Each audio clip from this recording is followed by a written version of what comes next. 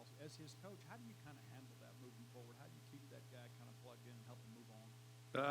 See, I don't know which mistake you're referring to. I mean, well, it kind of depends the nature of it. I mean, if it's a chronic deal where a guy does the same thing over and over and over and over again, you probably ought to replace him. And then if it's a type of deal like, you're going to have young guys that are going to make mistakes, and then you try to work them along, and then that type of thing, and then they're just not ready. I mean, and we find ourselves in that some. We have we only have two guys that have 20 starts, so we've got to put them in there, and there's some trial and error, and then there'll be a day that they're ready to play, and they'll do a good job, and then and we're trying to discover that day as soon as we possibly can. It kind of depends on the nature of the mistake, too. I mean, if it's some guy that's hustling, it's one thing. If it's a selfish mistake, that's another.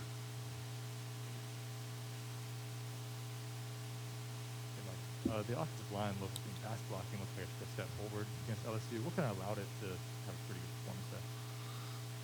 I didn't hear the last part, but I did think that we improved on O-line. I thought we did some good things. I thought we played physical against I think they're leading the nation in sacks or whatever. Anyways, but I thought we were very physical up front. I thought we played together for the most part in the course of the day.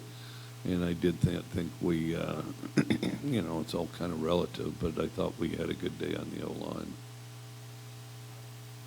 Coach, you've had a couple losses in a row, but have you seen those noticeable improvements, especially from last year at this point? Can you gauge that early on in the season, just how much you've improved, especially with things like you talked about with the offensive line? Well, right now we're at the stage where we're making quite a few plays. We make quite a bit of plays, and we, a stat that I think is nearly useless. Everybody acts like, the ultimate stat is time of possession. We might lead the nation in that, which I take no gratification out of that. So we are making plays. We are putting plays together, but, we got to do it in the context of drives. We've got to be finish drives, whether it's offense or defense. We've got to be able to finish drives. Defensively, how have you kind of seen that unit kind of progress this year going into the last game? Some good things. Big plays haunt us. I think we've got to get better at safety, whether we need to simplify something or what. I think our safeties can't miss some of the things they're missing. I also would like to see our front get home a little more, but I do think we do some good things on defense. It's got to be kind of an every play deal. We're really quite similar offensively and defensively. We put together some plays, and we make every game exciting, but for the finishing the drives. I mean, if you get somebody backed up third and something, finish the drive. If you got the ball, finish the drive, that type of deal. And then, so we got to just be able to capitalize on that. And, occasionally we're the victim of some bad experiences, but the thing is we indulge those deals, it just gets in the way. We got to unclutter all that and go. Following up on that with finishing drives, you mentioned on Saturday lack of focus, lack of confidence, kind of playing a role in that. Why do you feel those elements have been lacking from the team to this point of the year? Because we're young. We have the least amount of starts of any team in the SEC, and so I think we're working through some youth, Coach, against LSU, you ran the ball more and you had more success on the ground. Was that a factor with LSU, what they were giving you on defense, or just having both backs back healthy? Or? I think it was both. I think our O-line did some good things too. I think O-line and the backs, and then all played in together on that. Texas A&M has one of the better defenses in the country, especially in the conference. What are some of the challenges you see from them defensively especially in that front seven, kind of the looks that they show there? The looks are nothing really that special. Their personnel is they've played a lot. You know, they're all seniors and they're all seniors and they're good players, so they're experienced and they're, you know, just quality players. Coach, you mentioned indulging some negative experiences. You know, you've been behind in the second half in 3 of the 4 ball games.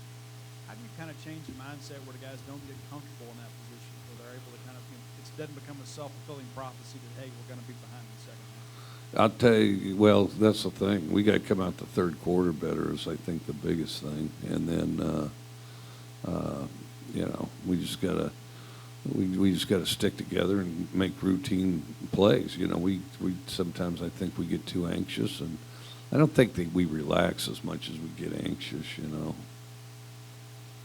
Coach, Texas A&M is coming off that loss against Arkansas. What's it like when you're going on the road to face a highly ranked team that's coming down off that letdown kind of game? Well, I think that, yeah, you know, everybody's dealing with something. I mean, they're going to want to win, and so do we. So,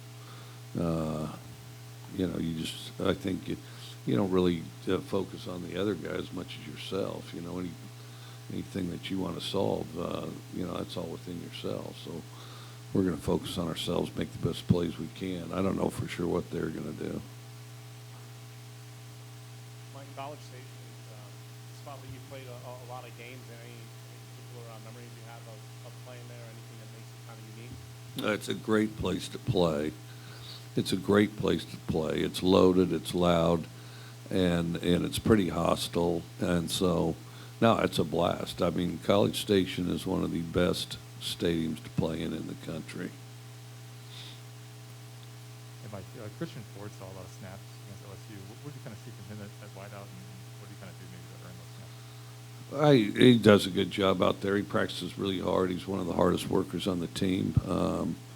And then, you know, he's does a good job getting to where he needs to be, and then and catches it well. So he's been practicing well, and he has been for a while.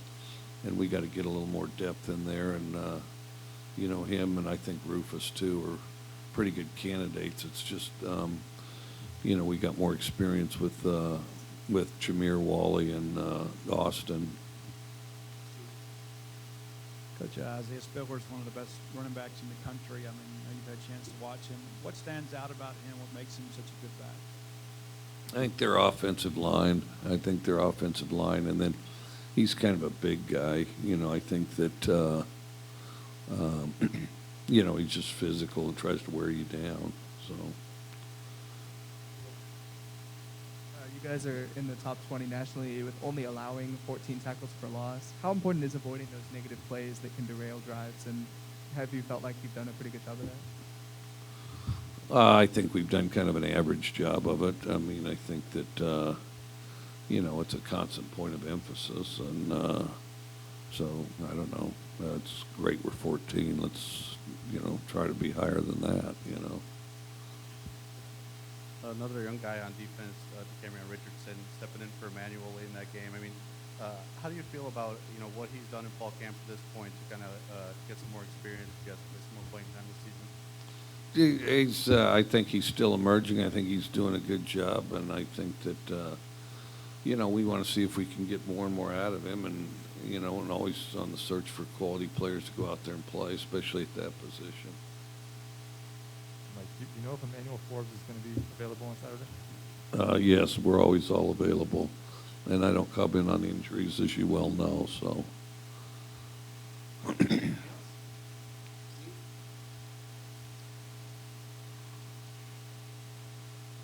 does seem like Scott Goodman has been really consistent, you know, putting the ball in the end zone.